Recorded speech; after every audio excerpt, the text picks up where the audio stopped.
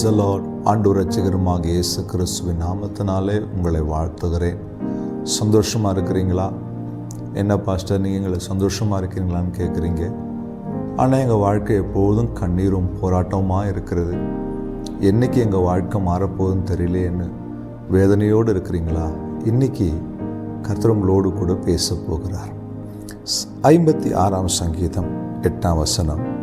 என் அலைச்சல்களை தேவரே எண்ணியிருக்கிறீர், என் கண்ணீரை உம்முடைய துருத்தியிலே வையும், அவைகள் உம்முடைய கணக்கில் அல்லவோ இருக்கிறது.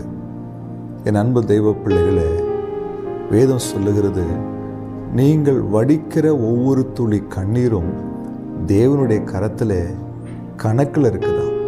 ஒருவேளை என் வாழ்க்கையில் நான் இவ்வளோ வேதனை அனுபவிக்கிறேனே, இந்த உலகத்தில் யாருக்கும் வராத பிரச்சனைகளும் போராட்டங்களும் எனக்கு ஏன் வருது, சமாளிக்க முடியலையே, எவ்வளவு நாளைக்கு இந்த போராட்டம், எவ்வளவு நாளுக்கு இந்த வேதனை, எவ்வளவு நாளுக்கு இந்த துக்கம், எவ்வளவு நாளுக்கு இந்த வியாதின்னு கலங்கி கண்ணீர் வடிக்கிறீங்களா?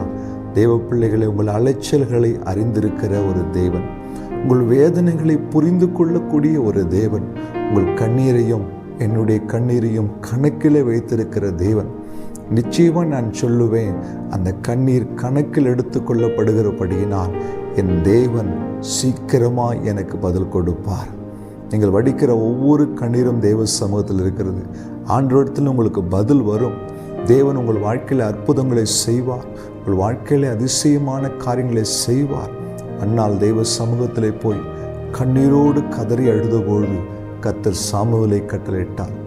எசேக்கியா ராஜா ஆண்டவர் சமூகத்திலே மிகவும் கண்ணீர் வடித்து அழுதபொழுது 15 ஆண்டுகளை ஜீவனிலே கூட்டி கொடுத்தார்.